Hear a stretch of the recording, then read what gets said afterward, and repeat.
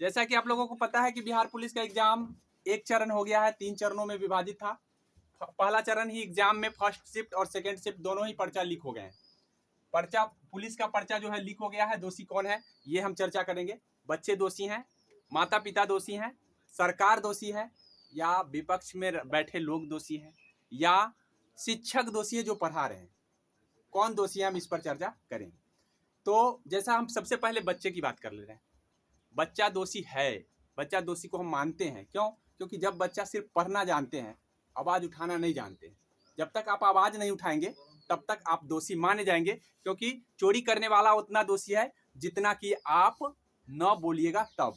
क्योंकि हमारे इतिहास गवाह है कि हम आज़ादी के लिए लड़े थे, तभी जाके आज़ादी मिली थी। तो गलत के खिलाफ जब तक आप बोलेंगे नहीं तब तक आप दोषी माने जाएंगे। दूसरा, माता पिता। माता पिता सिर्फ बच्चे को पढ़ने के लिए छोड़ दे रहे हैं, बच्चा ही सब कुछ कर लेगा। तो बच्चा पढ़ाई करेगा कि क्या करेगा? बच्चा पढ़ने के साथ साथ अगर टेंशन में रहेगा तो पढ़ नहीं पाएगा ना सही से, आवाज़ उठाते ही रह जाएगा हमेशा। कुछ आप तो आवाज़ उठाएं, आप तो कुछ बोलें अपने बच्चे के लिए। अगर आप अपने बच्चे के लिए नहीं बोलते हैं तो आप सबसे बड़ा दोषी हैं कि आप अपने बच्चे के लिए आवाज़ नहीं उठा सकते। जिस दिन आप आवाज़ उठाएंगे उसी दिन पर्चा लीक होना बंद हो जाएगा। और जब तक ये पर्चा लीक होता रहेगा ना, तब तक चोर जाते रहेंगे व्यवस्था में, और चोर जब तक जाते रहेंगे तब तक ये व्यवस्थाएं सुधरने वाली नहीं है। बात करें सरकार की, सरकार दोषी है। सरकार जब विपक्ष में होता है तो उस समय कोई भी किसी भी प्रकार का पर्चा लीक होता है तो तुरंत बोल देते हैं कि ये लीक आयोग है। तेजस्वी प्रसाद जी बोले थे बीपीएससी जब लीक कर दिया था पर्चा को, प्रश्न पत्र लीक हुए थे तो उस समय बोले थे कि ये लीक आयोग है। सरकार को क्या करना चाहिए? सभी स्टूडेंट को देना चाहिए मुआवजा। लेकिन जब अपनी बारी आती है तो एक शब्द बोलते तक भी नहीं है। जब सरकार किसी समाज में किसी भी प्रकार की छोटी मोटी घटना हो जाती है तो तुरंत एक्शन लेते हैं, तुरंत वहां जाते हैं, दान देते हैं, बहुत प्रकार के। लेकिन अपने ही सरकार में, अपने ही पूरे पटना में हल्ला हो जाता है, पर्चा लीक का पूरा एकदम अफवाह फैल जाता है, या अफवाह नहीं फैलता, सच्चाई भी फैलता है, तो सरकार एक शब्द मुंह तक आवाज भी नहीं निकालती है। तो ये है सरकार। आप समझ सकते हैं कि सरकार कितना दोषी है या नहीं। हम इस पर चर्चा नहीं करेंगे कि दोषी है कि नहीं, लेकिन इस बातों से आप समझा जा सकता है कि जिस समय अपनी बारी होती है उस समय सरकार इतना हल्ला हो जाने के बावजूद भी सरकार का हाथ पर हाथ रख के बैठी हुई है, कुछ भी नहीं, न एक शब्द आवाज उठा रही है। लग रहा है कि सरकार भी इसमें संलिप्त है, लग रहा है कि इसमें आयोग जो बैठे भ्रष्ट आयोग लोग हैं वो संलिप्त है, तभी तो कुछ आवाज नहीं उठा रहे हैं। देखिए CSBC के यहाँ लोग जाकर के दिखा दिए कि भैया ये लीजिए क्वेश्चन और ये लीजिए आंसर और प्रश्न पत्र, वो भी पहले। तब भी वे कह रहे हैं कि हम जांच कर रहे हैं, जांच। अरे भाई क्या जांच करोगे? मिला लो ना, तुम मिला लो ना, देखो ना क्वेश्चन देख लो और आंसर देख लो। क्या जांच करोगे तुम? तुम्हारा क्वेश्चन है, तुम्हारा आंसर है, तुमको दिखाई नहीं दे रहा है, तुम जांच करने में लगे हो। एक दिन में तुम कैंसिल कर सकते हो। कह रहे हो कि जांच करते हैं, जांच। ये मतलब टीम लगाए हुए हैं, का खाक टीम लगाए हो, तुमको दिखाई नहीं दे रहा है? सरकार को देखो, सरकार सो रखा है, सरकार को पता नहीं चल रहा है कि हाँ क्या करे नहीं करे। बताओ, सरकार 2 मिनट में चाहेगी तो पूरा व्यवस्था बदल जाएगा। आज सरकार को जांच करने में लगा हुआ है। भाई प्रश्न पत्र वायरल है, दिख रहा है साफ आंसर पूरे पेपर में आ चुका है।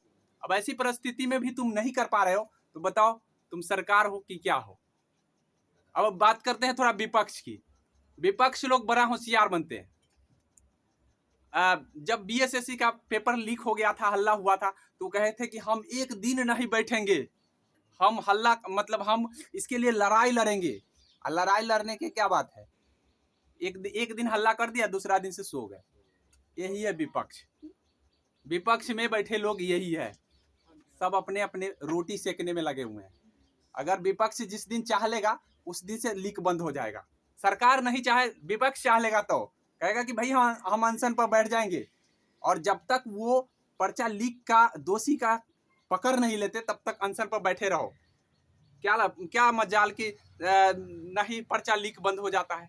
लेकिन विपक्ष भी नहीं चाहता है। सरकार की सिर्फ दोषी नहीं है, इसमें विपक्ष भी की भी दोषी है। अर्थात सारे व्यवस्था में बैठे जितने भी लोग हैं जितने भी लोग हैं सब प्रशासनिक सभी लोग के मिले हुए हैं। इससे इससे तो यही जाहिर हो रहा है कि सभी लोग मिले हुए हैं। तो सर जब जाते हैं आंसर करने तो वहाँ पे लाठी चार्ज होने लगता है, तो वही तो प्रशासनिक व्यवस्था में जिसके पास पावर है वो लड़ने के लिए तैयार नहीं, विपक्ष के पास पावर है क्योंकि हमने विपक्ष को भेजा, लेकिन बच्चे जाते तो बच्चे तो थुरा कर चलाते हैं, बच्चे को तो थूर दिया जाता है। लोकतांत्रिक ढंग मतलब लोकतांत्रिक ढंग से भी अगर लोग मांग करते हैं तो वो मतलब वहां पे ये कह देते हैं कि अलोकतांत्रिक हो गया था इसलिए हम डंडा चार्ज कराना पड़ा। भाई लोकतांत्रिक ढंग से मांगने के बाद भी आप डंडा चालू कर दे रहे हो, बताओ क्या क्या तरीका है ये, कैसी सरकार है ये। तो बच्चे भी दोषी हैं, सरकार भी दोषी हैं, माता पिताएं भी दोषी हैं और आयोग भी दोषी है, सभी के सभी दोषी हैं।